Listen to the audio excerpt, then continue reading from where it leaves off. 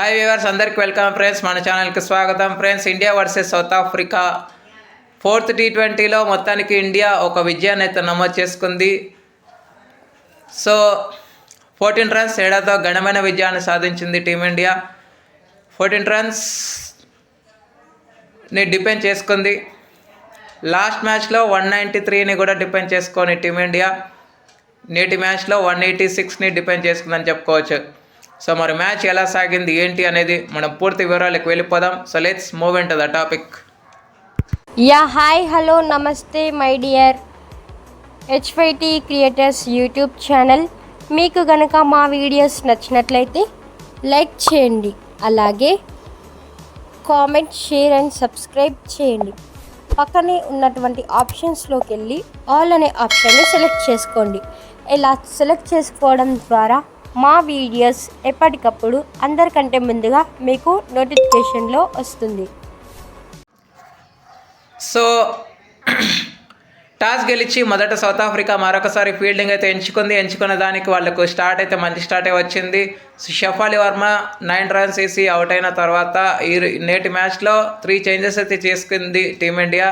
చేసిన దానికి రిజల్ట్ అయితే వచ్చిందని చెప్పుకోవచ్చు. స్మృతి మందాన ఎక్స్పీరియన్స్ ఉన్న స్మృతి మందాని కాదని చెప్పి అనుష్క శర్మని ఓపెనింగ్ ఆర్డర్లో పంపించిన దానికి కొంత స్మాల్ క్యామియో అయితే ఆడిందని చెప్పుకోవచ్చు. సో వీళ్ళిద్దరి మధ్య 20 ప్లేస్ ఓపెనింగ్ స్టాండ్ వచ్చినా కానీ దాన్ని యూటిలైజ్ చేసుకోవడంలో విఫలమైంది టీమిండియా. సో షఫాలి వర్మ 9 రన్స్కి అవుట్ అయిన తర్వాత అనుష్క శర్మ అండ్ జెమిమా రాడ్రిగ్స్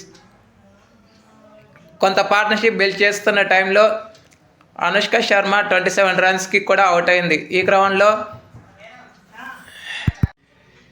దీప్తి శర్మ, జెమిమా రాడ్రిగ్స్ ఇద్దరు కలిసి 50 పార్ట్నర్షిప్ కూడా యాడ్ చేశారు. 50 పార్ట్నర్షిప్ యాడ్ చేసిన తర్వాత మంచి పార్ట్నర్షిప్ మొమెంటం వస్తుంది అనుకుంటున్న టైంలో 43 రన్స్ వేసి క్లీన్ బౌల్డ్ అయితే అయింది. రివర్స్ స్వీప్ చేసే టైంలో రివర్స్ స్వీప్కి ట్రై చేసింది. అదే టైంలో తను అవుట్ అవడం జరిగింది. ఆ తర్వాత వరుస క్రమంలో వికెట్లు పడుతూనే వచ్చాయి. 22 రన్స్ వేసి హర్మన్ప్రీత్ కౌర్ కూడా అవుట్ అయిన మరుక్షణమే 2 రన్స్ వేసి భారతి ఫుల్మాలిని తీసుకోవడం చాలా మంచి మూవే అని నాకైతే అనిపించింది.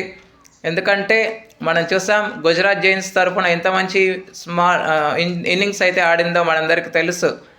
ఆ ఆర్డర్ అనేది తనకి కలిసి వచ్చే ఆర్డర్, తన సరైన ఆర్డర్లోనే దించారు. కాకపోతే అకార్డింగ్ టు ద కండిషన్స్, తనకి అలవాటు లేని కండిషన్స్.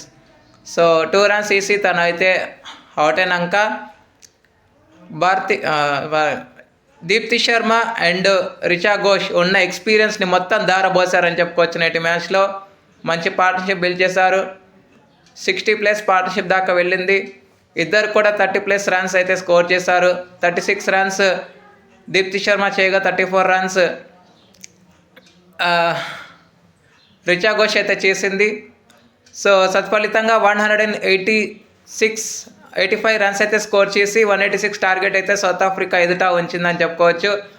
వికెట్స్ కనుక చూస్తే సెకుకునే మరొకసారి కన్సిస్టెన్సీ నెలకొల్పింది. తను 2 వికెట్లు అయితే తీసుకుంది.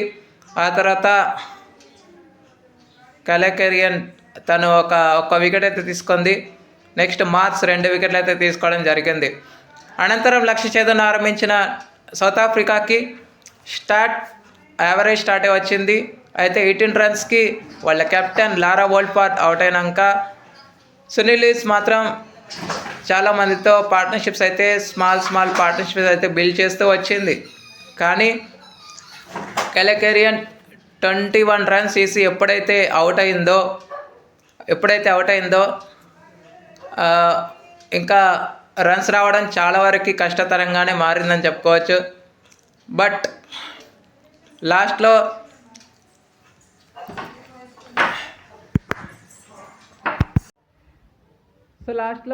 చేయాల్సిన రన్స్ కూడా తక్కువైపోవడం, ఓవర్స్ కూడా అయిపోవడం జరిగింది. కాబట్టి సో 14 రన్స్ తేడాతో ఘనమైన విజయాన్ని అయితే టీమిండియా కైవసం చేసుకుంది. సో దీప్తి శర్మ ముఖ్య భూమిక పోషించిందని చెప్పుకోవచ్చు. 5 వికెట్స్ తన T20 కెరియర్లో ఫస్ట్ 5 వికెట్ హాల్ అయితే నమోదు చేసింది Deepti Sharma. First 5 wicket haul నమోదు చేయడం ఆ తర్వాత శ్రీచరణి, క్రాంతి గౌడ్, అశ్వి గౌతమ్, షఫాలి వర్మ కూడా వికెట్ తీసుకోవడం విశేషం. ఇక player of the match award అయితే ఆల్రౌండ్ షోతో ఆకట్టుకున్నటువంటి దీప్తి శర్మకి player of the match award అయితే రావడం జరిగింది. ఇక next last and final T20 Monday ఉండబోతుంది. సో మరి ఈ మ్యాచ్లోనే గెలిచి 3-2తో సిరీస్ని సీల్ చేసుకోవాలని అయితే కోరుకుందాం. Thank you friends. ఇలాంటి అప్డేట్స్ కోసం ఛానల్ని సబ్స్క్రైబ్ చేయాలి, కమెంట్ చేయండి. మరొక అప్డేట్తో మేము ఉంటాను ఫ్రెండ్స్. అంతవరకు సెలవు, నమస్కారం.